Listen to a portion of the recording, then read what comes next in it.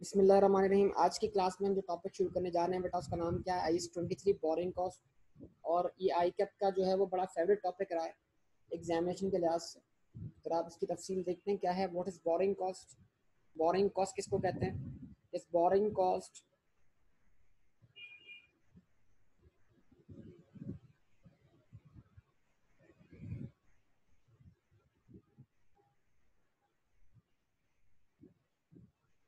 Boring cost is the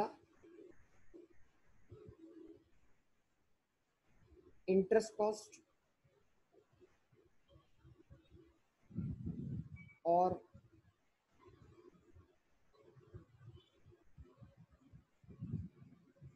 other cost. Borrowing cost interest cost है, other cost है। Interest cost तो बड़ी simple बात समझ में आती है। एग्जाम्पल एग्जाम्पल क्या होता है कि इंटरेस्ट जो हम पे करते हैं, लोन्स वगैरह जो हम एक्वायर करते हैं, उस पर जो हमें कॉस्ट बेयर करनी पड़ती है, वो इंटरेस्ट कॉस्ट है। अब ये अदर कॉस्ट से मुराद क्या है?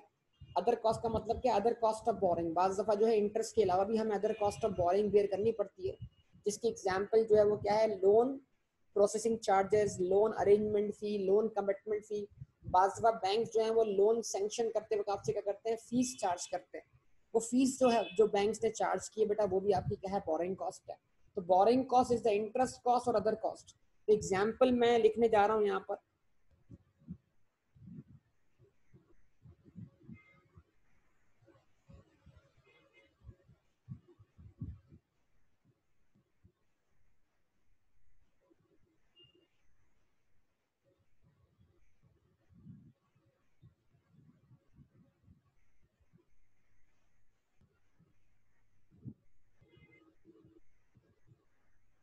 इंटरेस्ट कॉस्ट और अदर कॉस्ट से मुराद क्या है? लोन प्रोसेसिंग चार्जेस या फी, लोन अरेंजमेंट फी,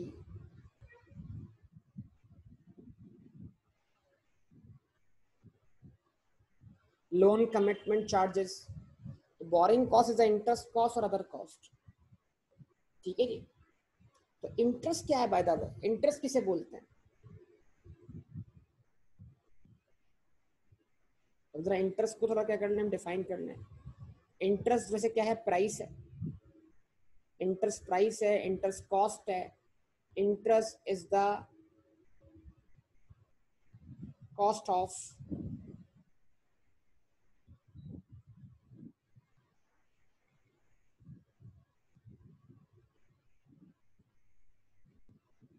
obtaining funds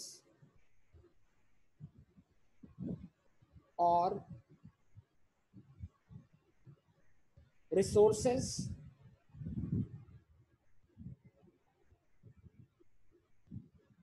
through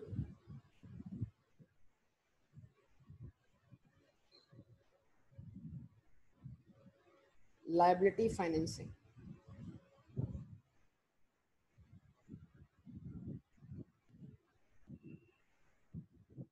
हम जानते हैं जनाब, assets are equal to equity plus liability. हम एसेट्स जो जनरेट करते हैं या तो वो इक्विटी के थ्रू जनरेट करते हैं, या बिजनेस के रिसोर्सेज जो जनरेट होते हैं वो थ्रू लायबिलिटी जनरेट होते हैं। लेकिन जब हम बिजनेस के रिसोर्सेज को थ्रू लायबिलिटी के जनरेट कर रहे होते हैं, तो हमें उस लायबिलिटी की एक प्राइस बेयर करनी पड़ती है। उस लायबिलिटी के ऊपर हमें कॉस्ट बेयर करनी पड़ती है। उस कॉस्ट का नाम क्या? इंटरेस्ट है। तो इसका मतलब क्या है? इंटरेस्ट का ताल्लुक किससे? लायबिलिटी से। इंटरेस्ट जो हम पे करते हैं वो लायबिलिटी के ऊपर पे करते हैं। Interest is the time value of money. Interest जो है वो क्या है? वक्त की कीमत है।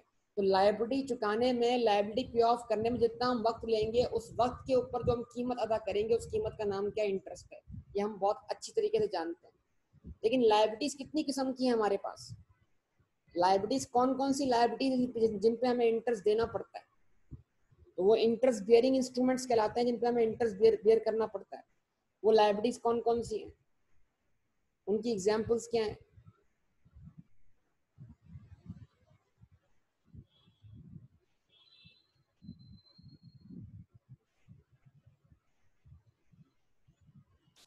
ठीक है जी। Number one,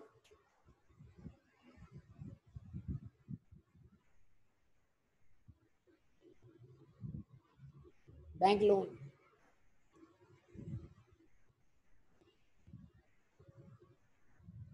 number 2 bank overdraft, bank OD जिसको हम कहते हैं, और इसको हम रनिंग फाइनेंस फैसिलिटी या short term running finance facility का नाम भी देते हैं। इसके अलावा जो बिजनेसेस जो हैं वो कैसे फाइनेंसिंग ऑब्टेन करते हैं,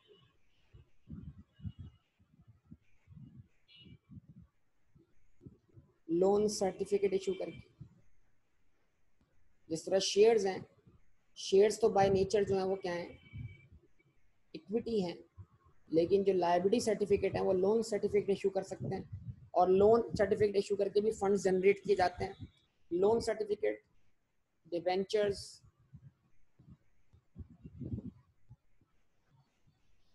एक टर्म इस्तेमाल हुई थी इकोनॉमिक्स में, पढ़ी थी आपने, TFCs, टर्म्स फाइनेंस सर्टिफिकेट्स, ठीक है जी। ये तमाम चीज़ें जो हैं ये लोन इंस्ट्रूमेंट्स हैं, लोन सर्टिफिकेट है। लोन सर्टिफिकेट इशू करके भी आप पैसा जनरेट कर सकते हैं, फंड जनरेट कर सकते हैं। नंबर 4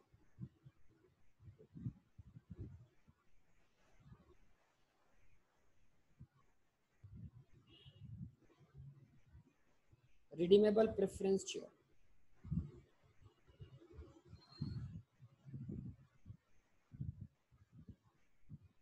तो कहने को तो रिडीमेबल प्रेफरेंस शेयर जो है वो शेयर्स हैं, लेकिन अकाउंटिंग में उनका ट्रीटमेंट जो है लायबिलिटी है। और रिडीमेबल प्रेफरेंस शेयर्स जो हैं वो अकाउंटिंग ट्रीटमेंट के लिहाज से लायबिलिटी रिकॉर्ड किए जाते हैं, ठीक है। तो ये तमाम बातें अपनी ध्यान में रखिएगा। तो ये टॉपिक अब आपके सामने, टॉपिक का नाम क्या है, बोरोइंग कॉस्ट। तो इस टॉपिक को पढ़ के हम क्या सीख रहे हैं बेटा, तवज्जो से। अब आपके सवाल जवाबात का मतलब यानी वक्त आ गया, मैं आपसे कुछ क्वेश्चंस करूंगा, आप मुझे जवाब देंगे, ठीक है। क्या आपने इंटरेस्ट का ट्रीटमेंट नहीं सीखा? क्या आपको इंटरेस्ट कैलकुलेट करना नहीं आता? आपने QMT में इंटरेस्ट कैलकुलेट करना सीखा? इंटरेस्ट कैलकुलेट किस चीज पर होता है बताइए? इंटरेस्ट कैलकुलेशन किस चीज पर परफॉर्म की जाती है? वो कौन सी बेस वैल्यू है जिसके ऊपर इंटरेस्ट कैलकुलेट किया जाता है? Principal amount. प्रिंसिपल अमाउंट के ऊपर इंटरेस्ट कैलकुलेट होता है, वेरी गुड। कैसे होता है? रेट ऑफ इंटरेस्ट अप्लाई करके। और कैसे होता है? With respect to time. तो बुनियादी जो फॉर्मूला बनता है इंटरेस्ट कैलकुलेशन का वो बनता है I = PRT, principal rate into time.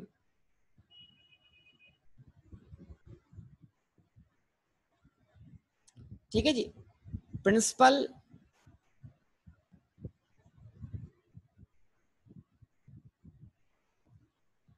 I = PRT, principal rate into time. ऐसा ही है बेटा, ओके, ठीक है जी। अब उसके बाद हमने ये QMT में इंटरेस्ट कैलकुलेट करना सीख लिया। अकाउंटिंग में हमने क्या सीखा? इस इंटरेस्ट का ट्रीटमेंट सीखा। क्या सीखा ट्रीटमेंट आपने? इंटरेस्ट का आपने अकाउंटिंग में क्या ट्रीटमेंट सीखा बेटा? इंटरेस्ट को आपने क्या किया? इंटरेस्ट की दो साइड थी, एक डेबिट साइड थी और क्रेडिट साइड थी। तो इंटरेस्ट की डेबिट साइड क्या थी? एक्सपेंस थी। उसको आपने चार्ज किया प्रॉफिट एंड लॉस अकाउंट में। तो ट्रीटमेंट से मुराद ये कि इंटरेस्ट को आपने एक्सपेंस माना या एसेट माना? जवाब दें, रिस्पॉन्स करें सब लोग। इंटरेस्ट को आपने क्या माना? एक्सपेंस माना। इसका मतलब अब तक आपने अकाउंटिंग में जो इंटरेस्ट का ट्रीटमेंट सीखा है कि वो आपने इंटरेस्ट कॉस्ट क्या की है, एक्सपेंस बना के चार्ज कर दिए प्रॉफिट एंड लॉस अकाउंट में। ऐसा ही है। तो ये स्टैंडर्ड जो है लायबिलिटी, तो जब वो इंटरेस्ट ड्यू हो जाए, वो अनपेड हो, तो वो आप पे लायबिलिटी है, वो अलग मसला है। अभी तो इंटरेस्ट की हम डेबिट साइड पे बात कर रहे हैं। तो इंटरेस्ट को आपने अब तक क्या बनाना सीखा बेटा? एक्सपेंस बनाना सीखा ना। एक्सपेंस डेबिट, कैश या बैंक क्रेडिट, या एक्सपेंस डेबिट अगर अनपेड है ड्यू होने के बाद तो लायबिलिटी क्रेडिट, दैट्स ऑल। तो हम लायबिलिटी की बात तो नहीं कर रहे, अभी तो हम बात कर रहे हैं किस चीज की? इंटरेस्ट के ट्रीटमेंट की। तो इंटरेस्ट का अब तक आपने क्या ट्रीटमेंट सीखा? उसको चार्ज किया प्रॉफिट एंड लॉस अकाउंट। तो ये IS-23 जो बोरिंग कॉस्ट जो हम स्टैंडर्ड पढ़ने जा रहे हैं, ये हमें इंटरेस्ट का ट्रीटमेंट ही सिखा रहा है। और यहाँ सबसे इंपॉर्टेंट टॉपिक जो है वो सिचुएशन सीखने जा रहे हैं, वो सिचुएशन हम सीखने जा रहे हैं जहां पर हम इंटरेस्ट को कैपिटलाइज करें, हम इंटरेस्ट कॉस्ट को एसेट की कॉस्ट का पार्ट बनाएं। तो क्या इंटरेस्ट कॉस्ट अब तक आपने किसी एसेट की कॉस्ट का पार्ट बनते हुए देखी? किसी भी एक्सपेंडिचर के दो ट्रीटमेंट है ना बेटा, या तो वो एक्सपेंडिचर रेवेन्यू एक्सपेंडिचर बन के चार्ज हो जाएगा प्रॉफिट लॉस अकाउंट में, या वो एक्सपेंडिचर जो है वो कैपिटलाइज होगा, वो किसी एसेट की कॉस्ट में क्या हो जाएगा, ऐड हो जाएगा। तो जो हमारा आज का टॉपिक है IS-23, वो हमें ये सिखा रहा है कि हम किसी भी लोन को जो हमने जनरेट किया उस पे इनकर होने वाले इंटरेस्ट को हम क्या किसी एसेट की कॉस्ट में ऐड कर सकते हैं, क्या हम उसको किसी एसेट की कॉस्ट में कैपिटलाइज कर सकते हैं या नहीं कर सकते। यानी इंटरेस्ट कॉस्ट को कैपिटलाइज करना सीखना है हमने, कि वो कौन सी सिचुएशंस हैं जहां पर इंटरेस्ट कॉस्ट क्या होगी बेटा, कैपिटलाइज होगी। समझे बात या नहीं? तो सबसे पहली चीज जरूरी है कि इंटरेस्ट समझे, इंटरेस्ट क्या होता है। नंबर 2, इंटरेस्ट जो आप पे करते हैं वो किस पे पे करते हैं, लायबिलिटी पर। तो इंटरेस्ट होने के लिए लायबिलिटी होना जरूरी है, लेकिन हर लायबिलिटी पे इंटरेस्ट पे नहीं होता, ये भी ध्यान में रखिएगा। नॉर्मली जो क्रेडिटर्स हैं बिजनेस के, अकाउंट पेबल्स, वो उन पर आप कोई इंटरेस्ट पे नहीं करते, या करते हैं बताइए? आमतौर पे जो आप इंटरेस्ट पे करते हैं वो बैंक लोन पे पे करते हैं, बैंक ओवरड्राफ्ट पे पे करते हैं, डिबेंचर्स, टर्म फाइनेंस सर्टिफिकेट्स पे पे करते हैं। और एक और चीज, जो रिडीमेबल प्रेफरेंस शेयर्स हैं वो कहने को शेयर्स हैं, लेकिन अकाउंटिंग में उनका ट्रीटमेंट जो है वो लायबिलिटी है। तो बजाहिर तो हम उनको शेयर्स बोलेंगे, लेकिन बाय नेचर उनको क्या ट्रीट करेंगे, लायबिलिटी। और रिडीमेबल प्रेफरेंस शेयर्स पे जो हम डिविडेंड पे करेंगे, वो कहने को तो डिविडेंड होगा, लेकिन वो अकाउंटिंग ट्रीटमेंट के लिहाज से वो डिविडेंड नहीं, वो इंटरेस्ट कहलाएगा। तो there is a huge difference between dividend and interest. लेकिन रिडीमेबल प्रेफरेंस शेयर्स का जो डिविडेंड होगा वो डिविडेंड नहीं, वो इंटरेस्ट कहलाएगा। उसको भी हम क्या करेंगे, इंटरेस्ट में शामिल करेंगे। ठीक है? तो borrowing cost is the interest cost और अदर कॉस्ट। बोरिंग कॉस्ट जो है वो इंटरेस्ट कॉस्ट है और अदर कॉस्ट है, और अदर कॉस्ट में डिविडेंड भी आ गया। अगर वो डिविडेंड किससे बिलोंग करता है, रिडीमेबल प्रेफरेंस शेयर्स। जवाब दीजिए बेटा, यहां तक बात क्लियर होती है सब लोगों को बेटा? अच्छा जी, तो अब इस स्टैंडर्ड का थोड़ा सा एक बैकग्राउंड मैं आपके सामने रख दूं बेटा। 2009 से IS-23 रिवाइज, जो कि रिवाइज हुआ था 2007 में, 2009 से IS-23 रिवाइज एप्लीकेबल हुआ। इससे पहले भी IS-23 हुआ करता था, जो 2009 से पहले वाला था, साथ में रिवाइज हुआ और उसको अप्लाई करना था 2009 में। ठीक है जी? तो रिवाइज होने से पहले जो IS-23 था वो क्या था, इस चीज को समझ लीजिएगा जरा, ये बैकग्राउंड बड़ा इंपॉर्टेंट है। रिवाइज होने से पहले क्या था IS-23, अब रिवाइज होने के बाद क्या है।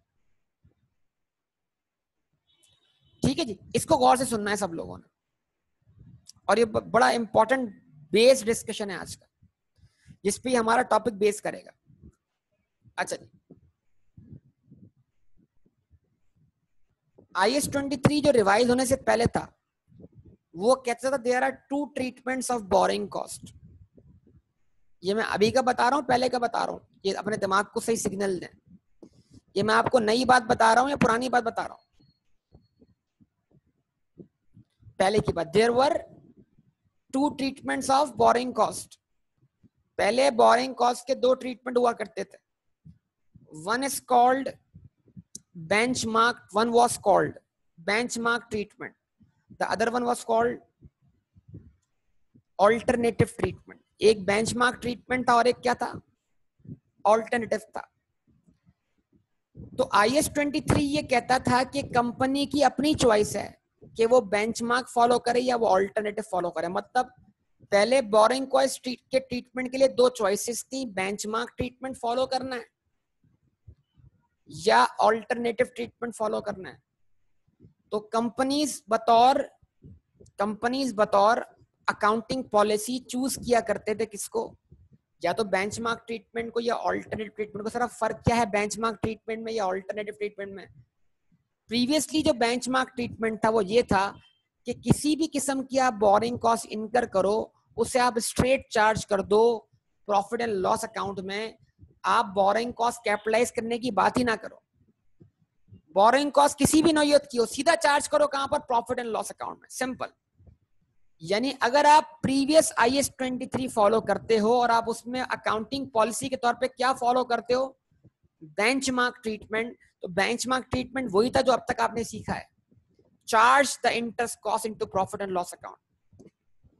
इंटरेस्ट को चार्ज कर दिए कहां पर? कहां पर? Profit loss account. ठीक है, अच्छा जी। अब उसके बाद उसी पुराने IAS 23 में एक ऑल्टरनेटिव ट्रीटमेंट था। तो अगर वो कंपनीज जो अपनी अकाउंटिंग पॉलिसीज के अंदर ऑल्टरनेटिव ट्रीटमेंट फॉलो करती थी, वो ऑल्टरनेटिव ट्रीटमेंट क्या था? Borrowing cost incurred on the construction और acquisition of qualifying asset. Qualifying asset is capitalize. अब एक टर्म इस्तेमाल हो गई क्वालिफाइंग एसेट। वो बोरिंग कॉस्ट जो किस पे इनकर हो रही है? क्वालिफाइंग एसेट पे इनकर हो रही है। उस बोरिंग कॉस्ट जो कि क्वालिफाइंग एसेट की कंस्ट्रक्शन या एक्विजिशन पे इनकर हो रही है। आपने लोन लिया है किसी भी क्वालिफाइंग एसेट को कंस्ट्रक्ट या एक्वायर करने के लिए, तो फिर उतनी बोरिंग कॉस्ट जितनी बोरिंग कॉस्ट बिलोंग करती है क्वालिफाइंग एसेट की कंस्ट्रक्शन से या एक्विजिशन से, उतनी बोरिंग कॉस्ट आप कैपिटलाइज करके एसेट की कॉस्ट का पार्ट बनाते थे। इसके अलावा जितनी भी बोरिंग कॉस्ट थी आप उसे चार्ज करते हैं प्रॉफिट एंड लॉस अकाउंट में। इसका मतलब क्या था? आसान लफ्जों में अभी बात को सिंपल रखने के लिए, बेंचमार्क ट्रीटमेंट जो था वहां पर बोरिंग कॉस्ट के कैपिटलाइज होने का कोई कॉन्सेप्ट नहीं था, और जो ऑल्टरनेटिव ट्रीटमेंट था वहां पर बोरिंग कॉस्ट के कैपिटलाइज होने का कॉन्सेप्ट था। लेकिन सिर्फ किस चीज के लिए? एक टर्म जो मैंने यूज की, इसको मैंने अब तक आपको एक्सप्लेन नहीं किया, कि अगर वो बोरिंग कॉस्ट इनकर हुई है किसी क्वालिफाइंग एसेट की कंस्ट्रक्शन में या एक्विजिशन में, तो वो बोरिंग कॉस्ट जो थी वो कैपिटलाइज की जाती थी। ये ऑल्टरनेटिव ट्रीटमेंट था। तो यहाँ पर थोड़ा सा रुकते हैं, बात को थोड़ा रोकते हैं और समझते हैं सर ये जो आपने टर्म इस्तेमाल कर ली है, कौन सी टर्म? क्वालिफाइंग एसिड, ये क्या है? ठीक है जी। Now what is qualifying acid?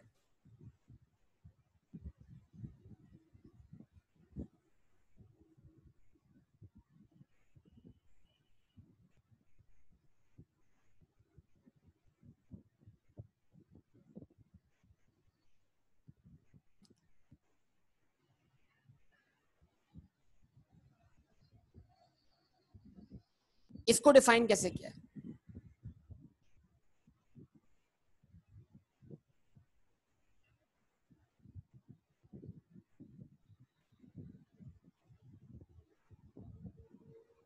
An asset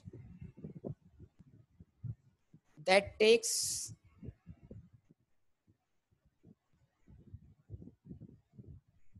substantial period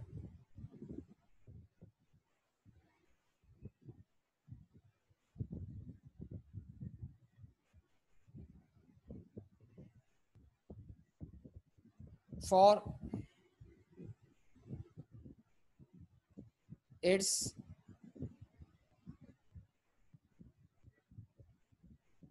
intended use और सेल। ठीक है जी, यहां पे रुक के फिर सुनेंगे। एन एसेट मतलब क्या हुआ? कोई सा भी एसेट। हर वो एसेट क्वालिफाइंग एसेट की डेफिनेशन में फॉल कर सकता है जो अपने अवेलेबल फॉर यूज होने में या सेल होने में सब्सटेंशियल पीरियड ले, मतलब जिसको ज्यादा टाइम दरकार हो अपने अवेलेबल फॉर यूज होने में या सेल होने में। अब स्टैंडर्ड कहीं भी सब्सटेंशियल पीरियड का दौरानिया डिफाइन नहीं करता, लेकिन किसी भी चीज के अवेलेबल फॉर यूज या सेल होने में अगर 3 महीने से ज्यादा वक्त लगता है तो आप उस 3 महीने से ज्यादा वक्त को क्या मान सकते हैं? Substantial period. तो इट मींस हर वो एसेट जो अपने अवेलेबल फॉर यूज होने में सब्सटेंशियल पीरियड ले, वो क्या कहलाएगा बेटा? क्वालिफाइंग एसेट कहलाएगा। पहले इसको समझ लें। इसका मतलब इस बात को समझने के लिए हमें समझना पड़ेगा जनाब कि एक एसेट हो सकता है आज वो क्वालिफाइंग एसेट है लेकिन कल वो क्वालिफाइंग एसेट ना हो। यानी ये जो क्वालिफाइंग एसेट की टर्म है ये वक्ती तौर पे अप्लाई होगी। जब तक वो अंडर कंस्ट्रक्शन है, जब तक वो एसेट अंडर इंस्टॉलेशन है, जब तक वो एसेट अवेलेबल फॉर यूज नहीं है, जब तक वो एसेट अंडर मैन्युफैक्चरिंग है, तो जब तक वो अंडर मैन्युफैक्चरिंग है, जब तक वो अंडर इंस्टॉलेशन है, जब तक वो अंडर कंस्ट्रक्शन है, वो क्वालिफाइंग एसेट है। जिस दिन वो कंप्लीट हो गया, अवेलेबल फॉर यूज हो गया, अवेलेबल फॉर सेल हो गया, वो क्वालिफाइंग एसेट की डेफिनेशन से बाहर हो गया। ठीक है जी। तो इसको समझने के लिए हम देखते हैं, जरा बात समझते हैं।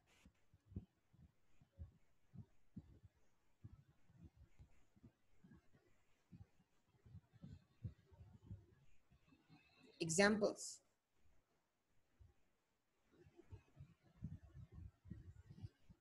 तो बात पिछली वाली रुककर थोड़ी सी बात आगे निकल गई है क्योंकि वहां पर ये जो क्वालिफाइंग एसेट है उसको डिफाइन करना क्या है जरूरी है।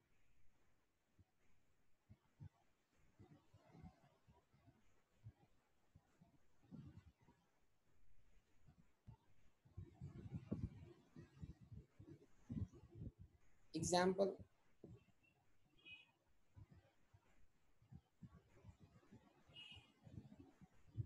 Building under construction.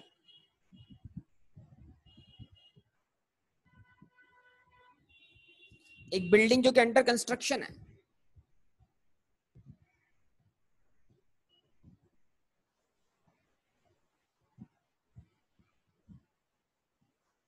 Machine under installation,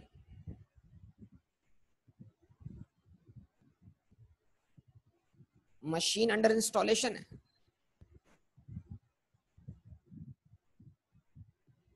ठीक है जी। कुछ इन्वेंट्रीज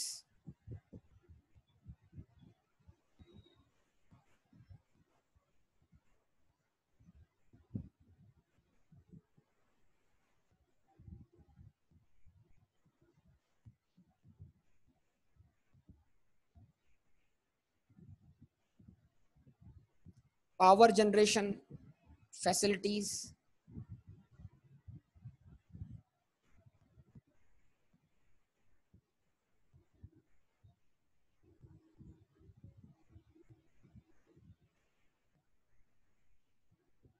कुछ इंटेंजिबल एसेट्स।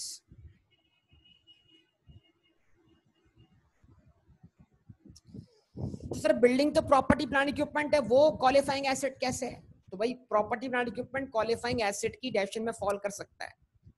मशीन भी प्रॉपर्टी प्लांट इक्विपमेंट है, वो भी क्वालिफाइंग एसेट की डेफिनेशन में फॉल कर सकती है। इन्वेंट्रीज भी क्वालिफाइंग एसेट की डेफिनेशन में फॉल कर सकती हैं। ठीक है जी। पावर जनरेशन फैसिलिटीज भी क्वालिफाइंग एसेट की डेफिनेशन में फॉल कर सकती है। इंटेंजिबल एसेट्स भी क्वालिफाइंग एसेट की डेफिनेशन में फॉल कर सकते हैं। तो अच्छी तरह पहले समझ लें कि ये क्वालिफाइंग एसेट क्या है।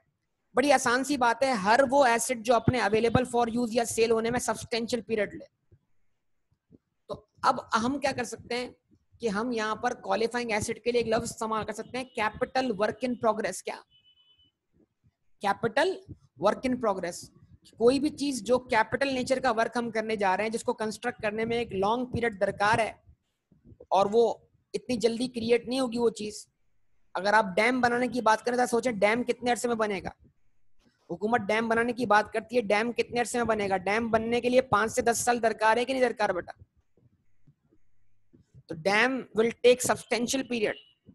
मोटरवे अगर हुकूमत बनाती है, it will take substantial period. एक ब्रिज हुकूमत बनाती है, it will take substantial period.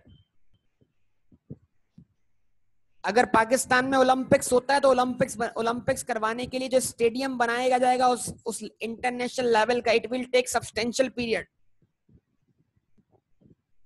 बेटा स्टैंडर्ड ने सब्सटेंशियल पीरियड की कोई टाइम लिमिट डिफाइन नहीं की। कहता है जजमेंट इज रिक्वायर्ड। तो जो मार्केट में प्रैक्टिस किया जाता है वो बता देता हूं आपको। मार्केट में समझ लें 3 महीने से ऊपर जो चीज टाइम लेगी उस टाइम को मार्केट में क्या माना जाएगा, सब्सटेंशियल पीरियड। 3 महीने के अंदर अंदर या 3 महीने तक वो चीज जो चीज बन जाएगी उसको हम सब्सटेंशियल पीरियड नहीं मानते। जो चीज अपने बनने में या अवेलेबल फॉर यूज होने में 3 महीने से ज्यादा का वक्त ले उसको आप क्या ले सकते हैं, मान सकते हैं सब्सटेंशियल पीरियड। ठीक है बेटा। IAS 23 ने कोई टाइम लिमिट डिफाइन नहीं किया, तो फिर हमें इस केस में प्रैक्टिस को देखना होता है कि मार्केट में प्रैक्टिस क्या है, लोगों ने इस स्टैंडर्ड को किस तरह इंटरप्रेट किया है। ठीक है जी। अब इसको दोबारा अच्छी तरह सुन लें, अच्छा समझेगा जरा बात को। देखिए क्या टॉपिक का ताल्लुक क्या है यार। देखो बात थोड़ी सी अगर एक जगह सिमट जाएगी तो बात अच्छी हो जाएगी, बात अगर बिखर गई तो मसला हो जाएगा। अच्छा जी, मैं गाड़ी परचेज करता हूं, मेरे सवाल के जवाब देते जाएंगे, बात बनती जाएगी। मैं गाड़ी खरीद रहा हूं, गाड़ी खरीदने के लिए मेरे पास पैसे मौजूद हैं, बिजनेस के पास खुद के पैसे मौजूद हैं। तो पहला सवाल, क्या गाड़ी खरीदने के लिए मैंने कोई लोन लिया? नहीं। तो जब लोन लिया नहीं तो उस पर कोई इंटरेस्ट कॉस्ट इनकर हुई? नहीं। जबरदस्त, बेहतरीन बेहतरीन। तो जब इंटरेस्ट कॉस्ट इनकर हुई नहीं तो बोरिंग कॉस्ट कैपिटलाइज करने का सवाल कैसे पैदा होगा? चलें फर्ज करते हैं सेकंड एग्जांपल। मैंने गाड़ी खरीदी, गाड़ी खरीदने के लिए हमने बैंक से लोन लिया, या गाड़ी को हमने लीज फाइनेंसिंग के तौर पे क्या किया, परचेज किया। तो गाड़ी का अमाउंट जो था वो हम पर क्या बन गया, लायबिलिटी बन गया। जवाब दें। तो या तो बैंक से लोन लेके गाड़ी परचेज की या लीज पे गाड़ी रिक्वायर की, तो गाड़ी का जो अमाउंट था वो हम पे क्या बन गया, लायबिलिटी बन गया। बताइए अब इस लायबिलिटी में हमें इंटरेस्ट देना पड़ेगा। अब सवाल क्या है कि फर्ज करें अगर आपने 12 लाख की गाड़ी खरीदी है और 12 लाख रुपए आप पे क्या बने, लायबिलिटी बने, और इस लायबिलिटी के ऊपर आपको 10% इंटरेस्ट देना है 1 साल का। तो आप फॉर एग्जाम्पल 12 लाख का 10% 1,20,000, तो क्या आप इस 1,20,000 को गाड़ी की कॉस्ट में ऐड करते चले जाएंगे? क्या आप इसमें, नो बेटा, उसमें इंटरेस्ट इंक्लूड नहीं होगा ना। 12 लाख रुपए तो प्रेजेंट वैल्यू है ना। अब उस 12 लाख को मैच्योर करते जाएंगे वक्त के साथ साथ। कैश प्राइस हमेशा क्या होती है, मैच्योरिटी वैल्यू के बराबर होती है। सॉरी, कैश प्राइस जो होती है वो प्रेजेंट वैल्यू के बराबर होती है। 12 लाख पे इंटरेस्ट लगेगा, 12 लाख प्रिंसिपल है बेटा फुजैल। ठीक है जी। अब आप मुझे बताइए कि क्या जो गाड़ी है वो गाड़ी मैंने जरूर क्या की, एक्वायर की। कैसे एक्वायर की? लोन लेकर। उस लोन पे मुझे क्या पे करना है, इंटरेस्ट पे करना है। तो अगला सवाल क्या है, ये जो इंटरेस्ट में पे करूंगा इसको मैं चार्ज करूं प्रॉफिट या लॉस अकाउंट में, या मैं चार्ज करूं इसको मैं ऐड करूं गाड़ी की कॉस्ट में? ये दो ट्रीटमेंट हुए कि नहीं हुए बताइए। तो आप बताइए आप क्या ट्रीटमेंट करेंगे यहाँ पर। जो लोन लिया है आपने गाड़ी खरीदने के लिए, उस लोन का इंटरेस्ट आप प्रॉफिट लॉस में चार्ज करेंगे, या आप गाड़ी की कॉस्ट में ऐड करेंगे? चले अब रिकॉल करते हैं। रिकॉल अभी समझे कि नया IAS 23 आया नहीं है। अभी समझे कि नया वाला IAS 23 नहीं आया, पुराना वाला है। पुराना वाला क्या बताता है? One is benchmark treatment. Please, one is benchmark treatment. तो अगर मेरी कंपनी क्या फॉलो कर रही है, अगर मेरी कंपनी क्या फॉलो कर रही है, बेंचमार्क ट्रीटमेंट, तो मैं एक्सपेंस बनाऊंगा। और अगर मेरी कंपनी कौन सी अकाउंटिंग पॉलिसी फॉलो कर रही है, ऑल्टरनेटिव, तो फिर मुझे ये देखना है कि गाड़ी क्वालिफाइंग एसेट है या नहीं।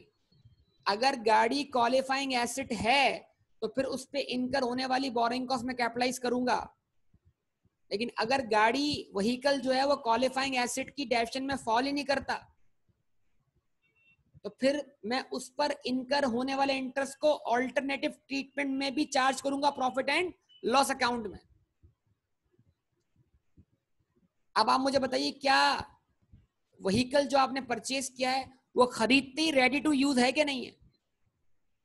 व्हीकल खरीदते ही रेडी टू यूज है कि नहीं है? तो जो चीज खरीदते ही रेडी टू क्या हो, यूज हो, वो क्वालिफाइंग एसेट नहीं है बेटा। जो चीज खरीदते ही रेडी टू यूज हो वो क्वालिफाइंग एसेट नहीं है।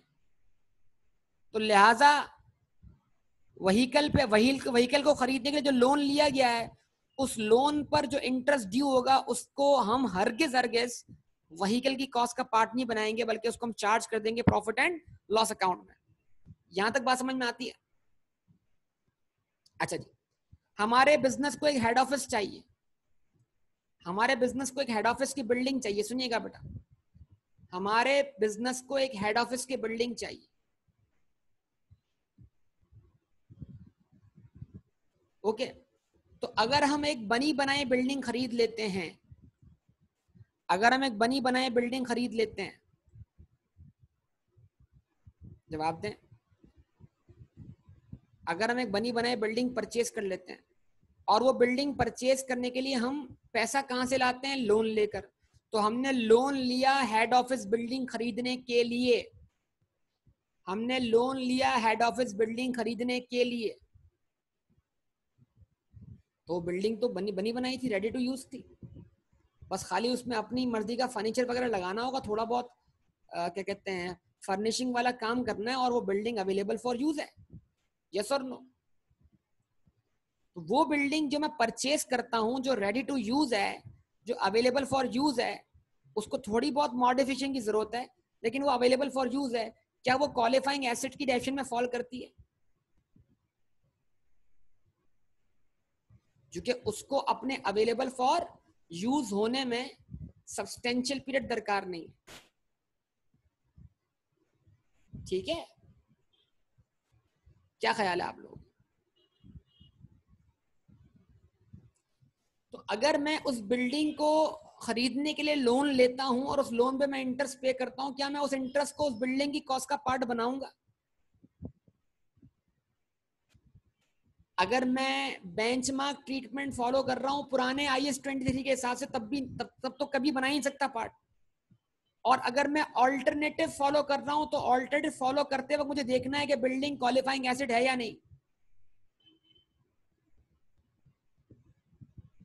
बिल्डिंग क्वालिफाइंग एसिड है या नहीं? तो बिल्डिंग तो क्वालिफाइंग एसिड है ही नहीं, तो उसका इंटरेस्ट जो है वो कैपिटलाइज नहीं होगा बिल्डिंग की कॉस्ट में, ऑल्टरनेटिव ट्रीटमेंट भी नहीं होगा बेटा। एक्सपेंस मतलब हर केस में एक्सपेंस बन रहा है फिल्म। अच्छा जी, अब जरा देखिए भाई, मैं स्टेट ऑफ द आर्ट अपनी हेड ऑफिस बनाना चाह रहा हूँ। स्टेट ऑफ, जैसे मैं देखता हूँ यार कराची में II चंडीगढ़ रोड पर जो है वो हबीब बैंक प्लाजा मशहूर है, MCB टावर मशहूर है, आवारी टावर मशहूर है। इस तरह मैं चाहता हूँ कि बिल्डिंग एक अलग नौयत की कंस्ट्रक्ट हो जिसको दुनिया पहचाने उसके नाम से। तो हम अपना हेड ऑफिस कंस्ट्रक्ट करना चाहते हैं, हम state of the art building construct करवाना चाह रहे हैं। तो क्या करूंगा? पहले जमीन परचेज करूंगा। जवाब दो, वो जमीन क्यों परचेज? जमीन या तो परचेज करूंगा या लीज पे लूंगा, दो में से कोई एक बात। जमीन क्यों परचेज कर रहा हूं? बिल्डिंग कंस्ट्रक्ट करने के लिए। तो जब एक एसेट एक्वायर किया जा रहा है दूसरे क्वालिफाइंग एसेट को कंस्ट्रक्ट करने के लिए, तो जो एक्वायर किया जा रहा है वो भी क्वालिफाइंग एसेट है। जमीन मेरे किसी काम की नहीं जब तक इसमें बिल्डिंग कंस्ट्रक्ट ना हो। तो अगर मैं लैंड परचेज कर रहा हूं with the intention for what? Constructing building, तो land is qualifying asset, building is also qualifying asset. अब आप मुझे बताइए, जमीन खरीदने के बाद state of the art head office बनाने के लिए कितना वक्त लग जाएगा मुझे, अगर हम अपना हेड ऑफिस खुद से कंस्ट्रक्ट करवाते हैं? तो बताइए।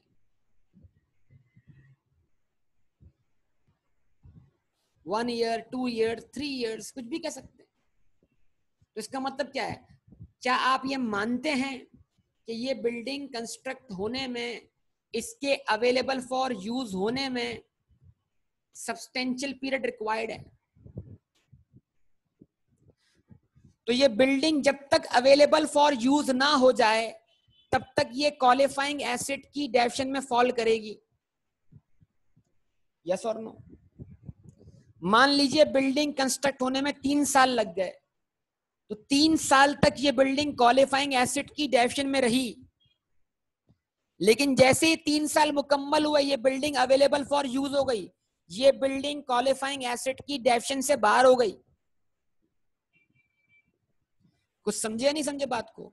तो हो सकता है कल तक एक एसेट क्वालिफाइंग एसेट हो, आज वो क्वालिफाइंग एसेट ना हो, कल तक वो एसेट जब तक अंडर कंस्ट्रक्शन था और उसको कंस्ट्रक्ट होने में सब्सटेंशियल पीरियड रिक्वायर्ड था, वो क्वालिफाइंग एसेट था। लेकिन आज जैसे ही वो अवेलेबल फॉर यूज या सेल हो चुका है तो अब वो क्वालिफाइंग एसेट नहीं है। क्या कहते हैं? तो वो 3 साल जब तक वो बिल्डिंग अंडर कंस्ट्रक्शन थी वो क्वालिफाइंग एसेट है। लेकिन जैसे 3 साल पूरे होने पे वो बिल्डिंग अवेलेबल फॉर यूज हो गई, इंटेंडेड फॉर यूज हो गई, वो क्वालिफाइंग एसेट की डेफिनेशन से क्या हो गई बेटा? बाहर हो गई। तो इसका मतलब ये हुआ कि हमें समझना पड़ेगा कब एसेट क्वालिफाइंग एसेट और कब नहीं है।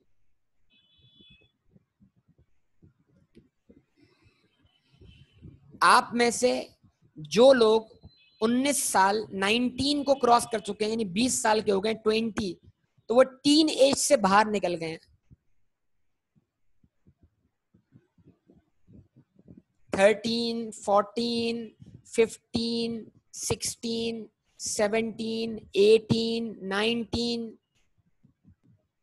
जब तक आपकी एज में टीन की आवाज आती थी, टीन, तो आप टीन एज थे। लेकिन जैसे 19 क्रॉस किया, आप 20 में चले गए, तो आप टीन एज से आगे निकल गए, आप टीन एज की डेफिनेशन से बाहर हो गए।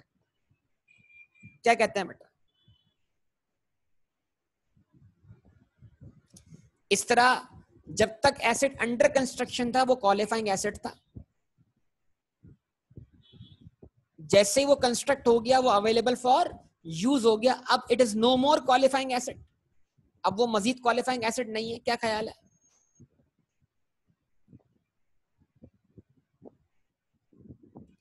ओके, अच्छा। तो अब आते हैं ट्रीटमेंट की तरफ। तो फर्ज करें हम वो पुराना वाला IS-23 अप्लाई कर रहे हैं। हमने लोन लेके बिल्डिंग खरीदी, बिल्डिंग कंस्ट्रक्ट की है, हमने लोन लेके जमीन परचेज की थी बिल्डिंग कंस्ट्रक्ट करने के लिए।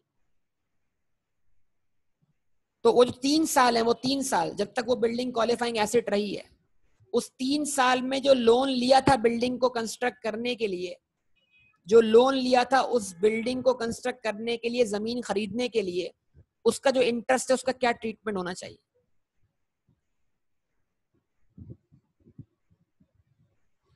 उसका जो इंटरेस्ट है उसका क्या ट्रीटमेंट होना चाहिए? अब अगर आप बोले सर हम पुराना वाला IS-23 फॉलो कर रहे हैं, तो अगर हम क्या फॉलो कर रहे हैं? Benchmark.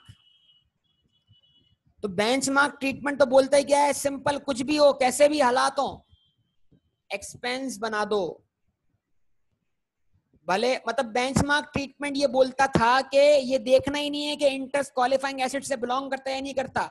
Benchmark treatment was very much simple, straight, charge to profit loss account.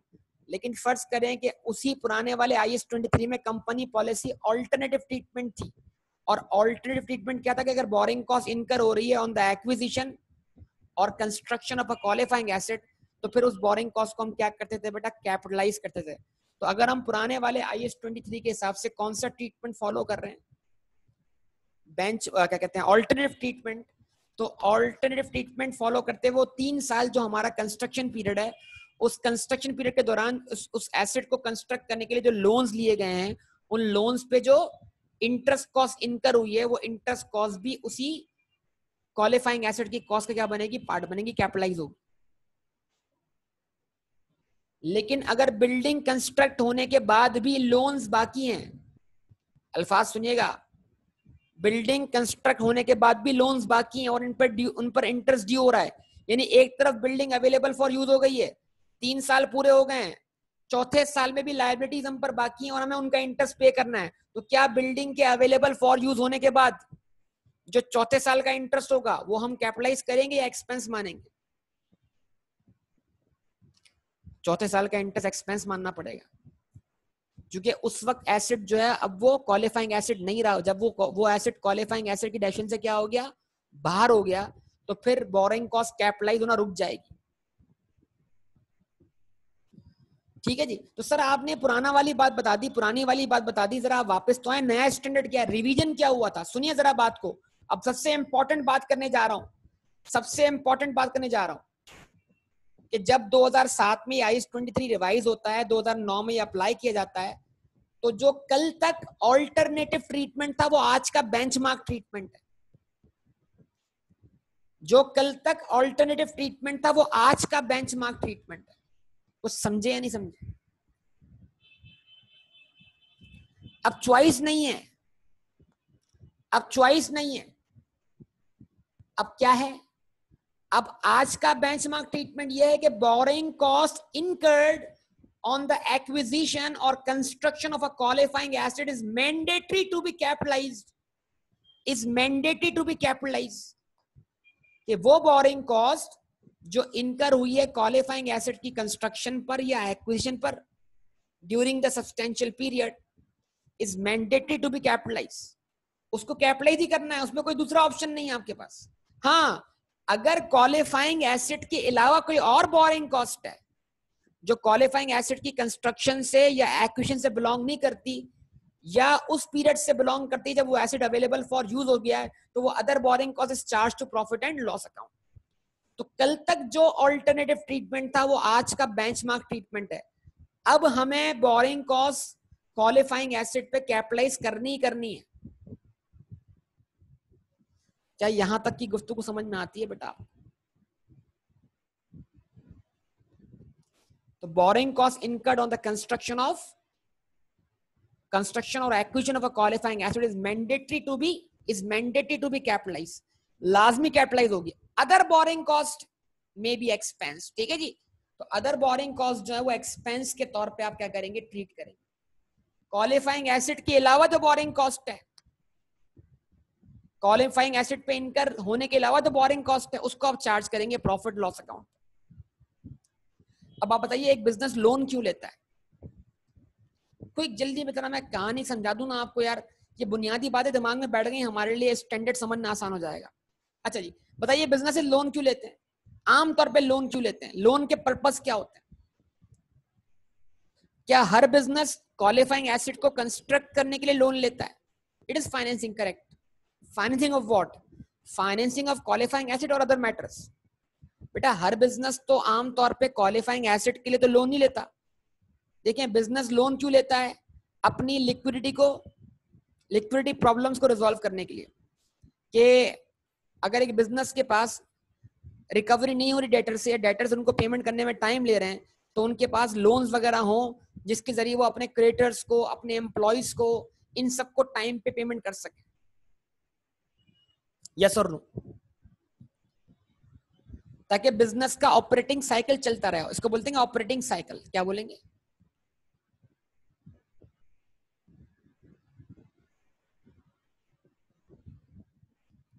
Business का ऑपरेटिंग साइकिल चलता रहे, समझते हैं?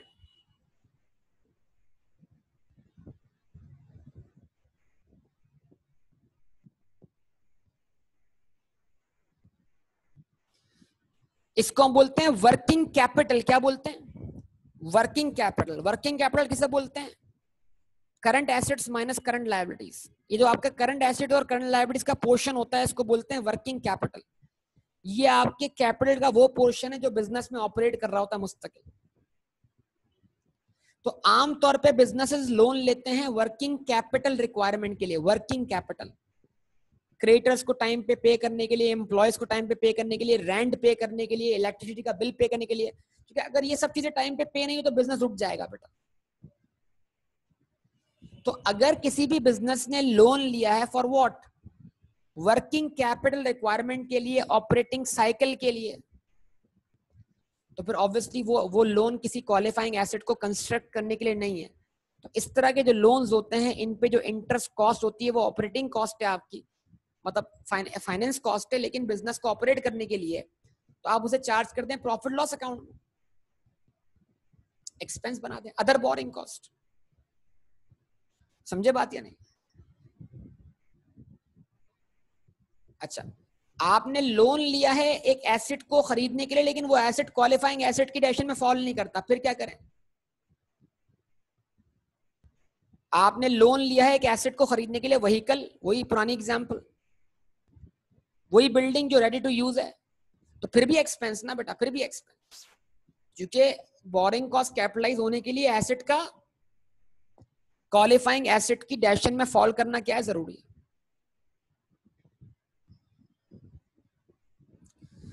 ठीक है जी, यहां तक बात क्लियर है? ओके ना।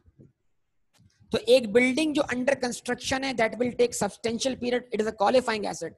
एक मशीन जो अंडर इंस्टॉलेशन है और उसके इंस्टॉलेशन में अगर उसको इंस्टॉल होने में, उसको अवेलेबल फॉर यूज होने में अगर क्या रिक्वायर्ड है बेटा, प्लांट एंड मशीनरी को सब्सटेंशियल टाइम रिक्वायर्ड है, तो it is what, it is qualifying asset. Inventories, अच्छा जी, आमतौर पे बेटा इन्वेंट्रीज क्वालिफाइंग एसेट नहीं होती।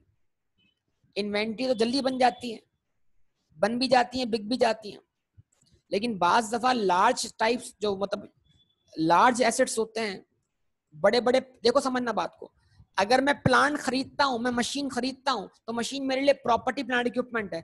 लेकिन अगर मैं वो कंपनी हूं जो प्लांट एंड मशीनरी मैन्युफैक्चर कर रहा है, तो फिर प्लांट एंड मशीनरी मेरे लिए क्या हुई? जवाब दो यार, आप सबका रिस्पॉन्स चाहिए।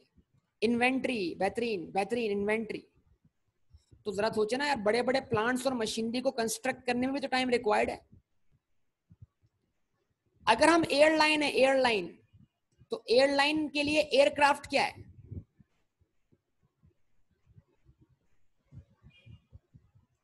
अगर हम एयरलाइन है तो एयरलाइन के लिए एयरक्राफ्ट क्या है? Property plant equipment. जबरदस्त, बेहतरीन। लेकिन इस एयरक्राफ्ट को किसी कंपनी ने बनाया होगा, नहीं बनाया होगा? इस एयरक्राफ्ट को किसी कंपनी ने बनाया होगा। दुनिया में दो कंपनी थे, बोइंग और एयरबस। तो एयरबस और बोइंग के लिए एयरक्राफ्ट क्या है जिसने बनाया है, जो मैन्युफैक्चरर्स है? इन्वेंट्री। तो यार अगर कोई एयरक्राफ्ट कंपनी एयरक्राफ्ट कंस्ट्रक्ट करने के लिए लोन लेती है, तो वो अपनी इन्वेंट्री जो कंस्ट्रक्ट कर रही है, उस इन्वेंट्री को कंस्ट्रक्ट करने में उसको सब्सटेंशियल पीरियड रिक्वायर्ड है कि नहीं रिक्वायर्ड? ये कोई आम इन्वेंट्री तो नहीं है कि रॉ मटेरियल मशीन में क्या किया, शामिल किया, लेबर ने मशीन ऑपरेट की, चलो भाई आउटपुट बाहर आ गया। ये तो एयरक्राफ्ट है, एयरक्राफ्ट की मैन्युफैक्चरिंग में टाइम लगता है, और ज्यादातर एयरक्राफ्ट जो है वो ऑर्डर पे बनाए जाते हैं।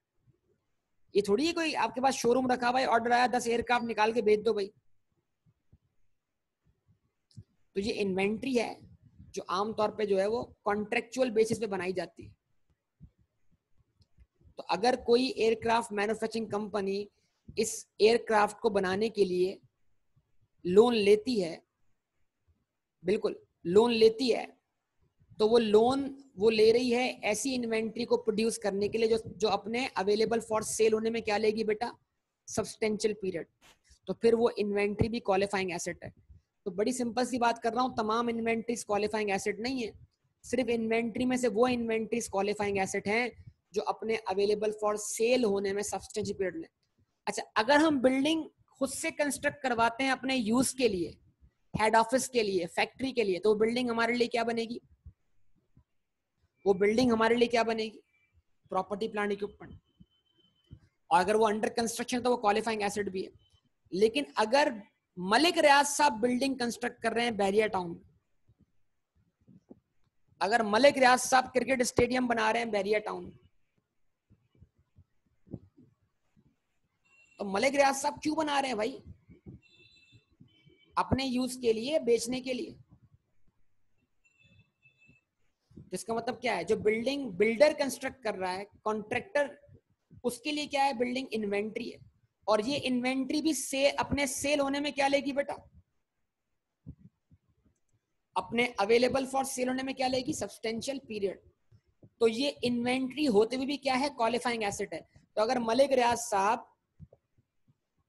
रियाज साहब बैरिया टाउन की कंस्ट्रक्शन को परफॉर्म करने के लिए किसी बैंक से लोन लेते हैं, तो वो लोन पे जो इंटरेस्ट बनेगा, वो इंटरेस्ट उन तमाम बिल्डिंग की कॉस्ट का, इन्वेंट्री का क्या बनेगा, पार्ट बनेगा। उस इन्वेंट्री को कंस्ट्रक्ट करने के लिए क्या है, इनकर हुआ है। क्योंकि वो बिल्डिंग्स जो हैं वो क्वालिफाइंग एसेट की डेफिनेशन में क्या हो रही है, पूरा उतर रही है, बतौर इन्वेंट्री पूरा उतर रही है। ठीक है, ये बातें सबको क्लियर है बेटा?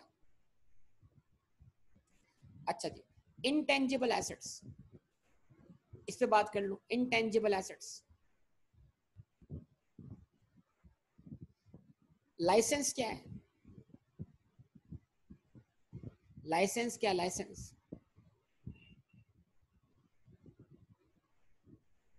Licence intangible asset. मैंने गवर्नमेंट से 5G लाइसेंस ले लिया, 4G 3G तो पुराना हो गया ना, 5G लाइसेंस ले लिया, 5G। क्या करूं, 5G लाइसेंस लेके जेब में रख लूं? किस काम का लाइसेंस? 5G लाइसेंस देने के बाद क्या करना होगा सर? 5G नेटवर्क डेवलप करना होगा, नेटवर्क। सर पूरे मुल्क में 5G वाले टावर्स लगाने पड़ेंगे, टावर्स। क्या कहते हैं, लग जाएंगे? रात को काम शुरू करें, सुबह तक पूरे मुल्क में टावर बिछ जाएंगे बेटा, लाइंस बिछ जाएंगी। तो क्या मतलब बेटा, इन टावर्स को कंस्ट्रक्ट करने में क्या रिक्वायर्ड है बेटा? Substantial period. तो मेरा लाइसेंस भी मेरे किसी काम का नहीं जब तक ये सारा नेटवर्क डेवलप ना हो जाए। तो मैंने लाइसेंस एक्वायर किया है नेटवर्क डेवलप करने के लिए, 5G नेटवर्क डेवलप करने के लिए। तो ये लाइसेंस भी मेरे लिए क्या है बेटा? ये लाइसेंस का यूज मेरे लिए उस वक्त तक ये काबिल इस्तेमाल नहीं है, मुझे उस वक्त तक इसका इकोनॉमिक बेनिफिट नहीं मिल पाएगा जब तक कि मैं अपना नेटवर्क डेवलप ना करूं।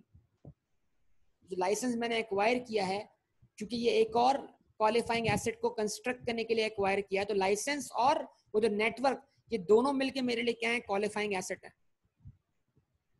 और जिस दिन ये नेटवर्क पूरी तरह डेवलप हो गया, उस दिन ये तमाम चीजें क्वालिफाइंग एसेट की डेफिनेशन से क्या हो जाएंगी बेटा? बाहर हो जाएंगी। जवाब दें। तो हर वो एसेट जो अपने अवेलेबल फॉर यूज होने में या सेल होने में क्या ले? सब्सटेंशियल पीरियड ले, वो क्वालिफाइंग एसेट है। और अगर क्वालिफाइंग एसेट को बनाने के लिए या खरीदने के लिए आपने क्या लिया है? लोन लिया है। उस लोन पे आपने क्या बेयर किए? इंटरेस्ट कॉस्ट बेयर किए। तो फिर वो इंटरेस्ट कॉस्ट उस क्वालिफाइंग एसेट की कॉस्ट का क्या मानी जाएगी? पार्ट मानी जाएगी ड्यूरिंग द सब्सटेंशियल पीरियड। ये हमारा टॉपिक है बेटा आज।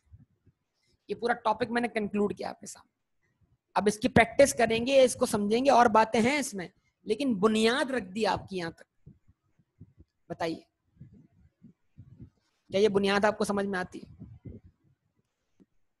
Borrowing cost incurred on the acquisition or construction of a qualifying asset is mandatory to be capital. ये mandatory वाला लफ्ज कब आया? रिवाइज होने के बाद आया। तो वो ऑल्टरनेटिव और बेंचमार्क वाली कहानी खत्म। Now only one benchmark treatment is what? Borrowing cost incurred on the construction of acquisition of qualifying asset is mandatory to be capitalized. ठीक है? अच्छा, इस पे एक आखिरी बात ऐड कर दूं, वो क्या है? वो लास्ट पॉइंट क्या है? वो लास्ट पॉइंट ये है बेटा, फर्ज कीजिए हम एक एयरलाइन कंपनी है और हम एयरलाइन कंपनी के तौर पे एक एयरलाइन कंपनी की हैसियत से हम एक एयरक्राफ्ट बुक करवाते हैं, एयरक्राफ्ट बुक। तो अभी हम क्या कर रहे हैं? फर्ज करें एयरक्राफ्ट जो है वो 50 मिलियन का है। तो जो एयरक्राफ्ट मैन्युफैक्चरर है उसने क्या कर दिया है? उसने फर्ज करें वो 60 मिलियन का है, उसने क्या कर दिया है? 3 इंस्टॉलमेंट बना दी है आपको। पहली इंस्टॉलमेंट देनी है आपने स्टार्ट पर, दूसरी इंस्टॉलमेंट देनी है आपने 2 महीने के एंड पर, और तीसरी इंस्टॉलमेंट देनी है आपने 5 या 6 महीने के एंड पर। ठीक है जी, जब वो एयरक्राफ्ट आपको डिलीवर होगा। तो इसका मतलब क्या हुआ? हम ऑर्डर पे एयरक्राफ्ट कंस्ट्रक्ट करवा रहे हैं। अब जिस वक्त एयरक्राफ्ट मुझे मिलेगा उस वक्त तो वो अवेलेबल फॉर यूज हो जाएगा ना बेटा, लेकिन जब तक वो एयरक्राफ्ट अंडर कंस्ट्रक्शन है तब तक तो वो क्या है? क्वालिफाइंग एसेट है। जिसने बुक करवाया है उसके लिए भी और जो कंस्ट्रक्ट कर रहा है उसके लिए भी। जो कंस्ट्रक्ट कर रहा है उसके लिए बहैसियत इन्वेंट्री,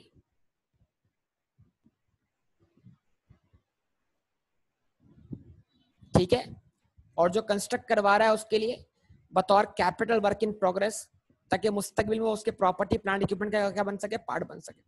लेकिन फर्ज करें हमने 2 मिलियन का एडवांस पे किया। एडवांस किसको पे किया? कॉन्ट्रैक्टर को। और वो 2 मिलियन का एडवांस हमने लोन लेके पे किया। लेकिन लोन लेके पे किया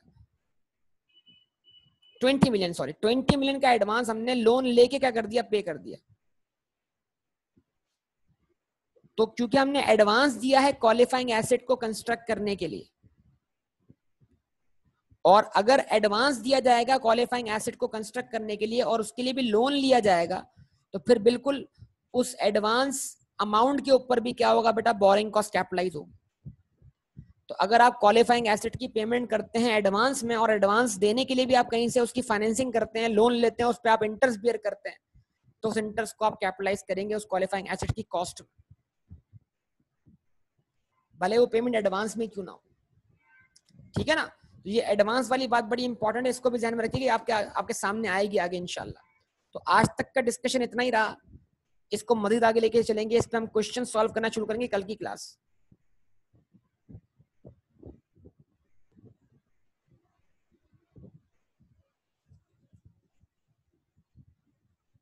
जी हमजा बेटा क्या कह रहे हैं, आपकी बात समझ नहीं आई मुझे।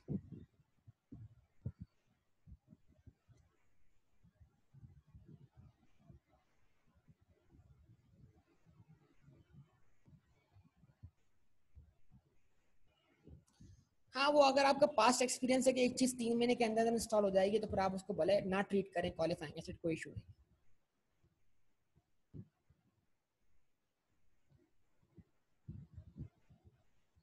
ओके ओके ठीक है। तो जाहिर सी बात है, अगर आपका एक्सपीरियंस है कि एक चीज इतने वक्त में मुकम्मल हो जाएगी, तो आप उसको ना लें क्वालिफाइंग। तो अगर वो आपके एस्टिमेटेड टाइम से एक्सीड करती है, तो फिर तो आपने जानबूझ के उसको लेट किया है। तो ऐसा नहीं, एक स्टाइपुलेटेड टाइम पीरियड होगा, पहले आपको पता होना चाहिए कि भाई कम से कम आपको कितना वक्त दरकार होगा, मिनिमम टाइम। तो अगर वो मिनिमम टाइम जो है वो आपके हिसाब से सब्सटेंशियल पीरियड की डेफिनेशन को मीट करता है, तो फिर ठीक है, आप उसको क्वालिफाइंग एसिड मान लें। ठीक है जनाब, तो यहाँ तक ये सारे डिस्कशन रहा आपसे, इंशाल्लाह इसको अगली क्लास में, कल की क्लास में कंटिन्यू करेंगे यहाँ से। ओके बेटा, स्टॉप करूंगा इसको, बाकी बातें इंशाल्लाह अगली क्लास में। अल्लाह हाफिज।